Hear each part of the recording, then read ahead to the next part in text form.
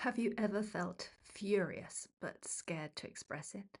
Maybe worrying that you'll hurt the other person, that they might hurt you, or that you'll just damage the relationship between you. Anger is one of the five most commonly named emotions associated with emotional eating. And so in this video, we're going to take a look at what anger is, and most importantly, look at some solutions to anger, ways that you can manage your anger that are more healthy and that do not have you turning to food. One important thing about anger is that it's really not very accepted that we as women should feel it and especially express it. There are all kinds of memes and stereotypes and archetypes of the shrill woman, the angry woman, the bossy, naggy, horrible woman. Anything where we express what our boundaries are, what we do and don't want, can be perceived as a threat and as aggressive. And while men can be applauded for being dynamic and aggressive, women are seen as being the gentler sex, who should be kind and sweet and nice, who should never get angry, who shouldn't be shrill or confrontational. But these things are unrealistic. For one thing, anger is a very natural response to having your boundaries breached. If somebody has really done something that is just not okay with you, then anger is the most natural, normal, and reasonable response to that. However, culturally, that is not generally the message that we are given around anger. Rather, as I say, it's this idea that women should not be shrill, should not be loud, should not be aggressive. And yet, there's another side to this too, that we as women are quite often victims of male violence or of unfair treatment. And so we perhaps have more reason quite often to be angry than men might. One important thing to think about with anger is whether or not it is safe to express it, because that's often not how it feels to us. And that is also part of the reality. If we express that anger, we may get an angry response in return. And if the person that we're getting that response from is bigger, stronger, or more powerful than us, then that can be a scary and dangerous place to be in. It's interesting because this actually echoes so many things that happen in childhood, both to boys and to girls. And yet, as women, this is much more something that can be carried over into our adult lives as well. Clearly, it can with men too, in the terms of trauma. However, with women, it's much more realistically so that we remain weaker, less powerful, both physically, emotionally, and financially. One of the prime things to consider with anger is how you communicate it, because this can really make the difference between it being accepted and taken on board or it being pushed back against you. So it's not just about what you're communicating, but about how you communicate it. This goes to the old saying that women should be assertive rather than aggressive. And certainly there's a lot of evidence that it's helpful to think about your audience when deciding on how to put across your message. So this is about what are the things that I can say that will make this easier for the other person to hear and to respond to in a way that will actually get me the results that I want to get from it. And so part of the most practical solution, so to speak, with anger is to find ways of expressing it that the other person can hear, that won't immediately meet with denial or rejection or an angry response. And in some ways, this thinking about the audience is also relevant to when we turn the anger against ourselves, when we criticize ourselves, berate ourselves, say, oh, I shouldn't have done that, I shouldn't have done that. I'm so angry with myself that I did this or didn't do that. And once again, it's about how can we make that message a positive one, a one of learning and of doing things differently in the future, rather than just a message of criticism and self-judgment. So, if we turn to solutions, one of my favorites, and which is very simple, is not about removing the anger, but more about giving yourself that space in which to reflect on it and reflect on the message that you want to put across. So, cooling things down a little is what we're looking for here. And one way that you will always have access to is to use a cooling breath. Now, I can't roll my tongue in any way, really, other than rolling it up to touch the tip of my tongue to the top of my palate. However, if you can roll your tongue in different ways, then I highly encourage you to try this cooling breath over different ways of rolling your tongue. So it's simply that you roll your tongue in whatever way you like or you are able, and then you breathe in and out over that rolled tongue. And the point here is almost like a dog hanging its head out of a car window and panting, that this actually creates physical cooling down. And that in itself can help to give us that little bit of breathing space, that thinking space to decide, do I want to respond with anger? How could I best phrase any comment that I come up with now? You can also do this by just splashing your inner wrists, for example, with a bit of water or dabbing them with an ice cube. However, you may not always have water or an ice cube to hand, whereas you always have your breathing apparatus right there with you. So it's something you can do, though you may want to do it in a way that is subtle rather than people seeing that you're panting. So the idea here, as I say, is to roll your tongue and then to breathe over it. And that would look a little bit like this.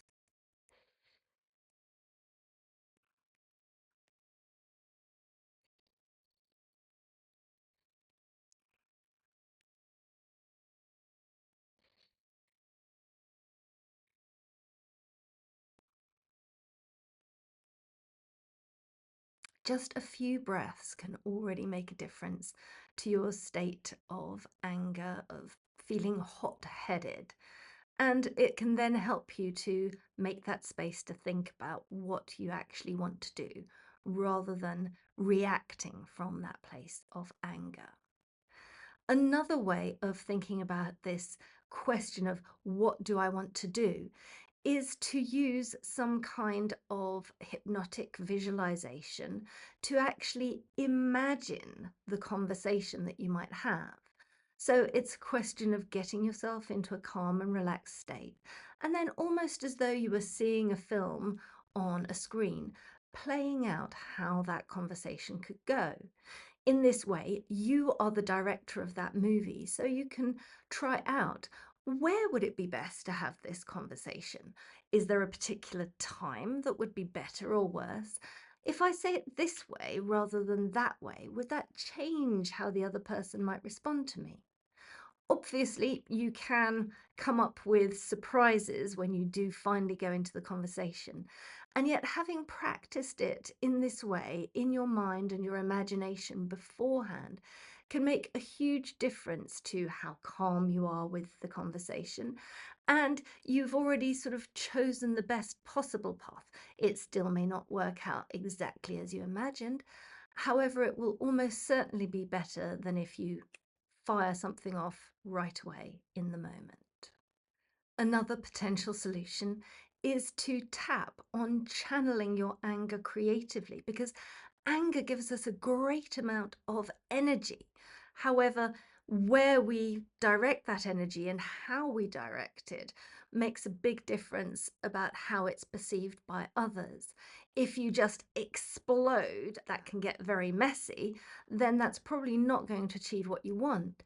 If you can think of a better way of going around it, do something creative, say something a little bit different that will maybe diffuse the situation and then bring it into a different path that is much more helpful and much more productive. And so, some kind of tapping. I'm feeling angry and I can channel this anger. I can feel the energy of this anger and I can find a different way of expressing it that will achieve my goals better. And as you do that tapping, it does already put you in a more creative state of mind, and ideas may pop into your head about what is the most creative way that you could do something with this anger for this given situation. So it's a very good practice to put into place to do before you go into a conversation or a situation. Another technique that I really like is also about bringing creativity into this. And you could do this by actually creating an artwork or also by thinking about and perhaps tapping on what anger might look like and how you would like to change that. So you could actually draw or paint or shape clay, whatever it might be that you like, to represent anger. And then think about what would be the opposite of anger. It might be the opposite emotion, or it might be the opposite of the thing that you have created, the picture. If you draw anger as something red and sharp and with black stabby bits, then the opposite of red for you might be green. The opposite of sharp might be rounded. The opposite of black stabby bits might be white rays of light. Whatever it is for you, this is about a creative way of expressing it that will help you to change the way that you feel and to become more creative in your actual solutions of it because you've been thinking about, okay, how could this be different? What would that look like? How would that feel? And connecting with that different feeling allows you to have a conversation, for example, from a different perspective, a different starting point. Finally, if it is yourself that you've been turning that anger against, berating yourself, then you could also think about tapping on different parts of yourself. The part of yourself that made a mistake or did something wrong or didn't do something when you should have, and the part of yourself that can be kind and recognize that we don't always make the best possible choices in the moment, and that we can still be okay, we can still be lovable, we can still be kind. And this recognition of the different parts of yourself can lead you to feel more kind and loving towards yourself, to forgive yourself for your mistakes, or at least be willing to let them go. And as you let go of that anger, you may find once again that you have creative, different perspectives on what you could do differently next time. One of the areas that you could focus your creativity is how to set healthier boundaries for the future. Because, as I said at the start, anger often comes up when our boundaries have been breached.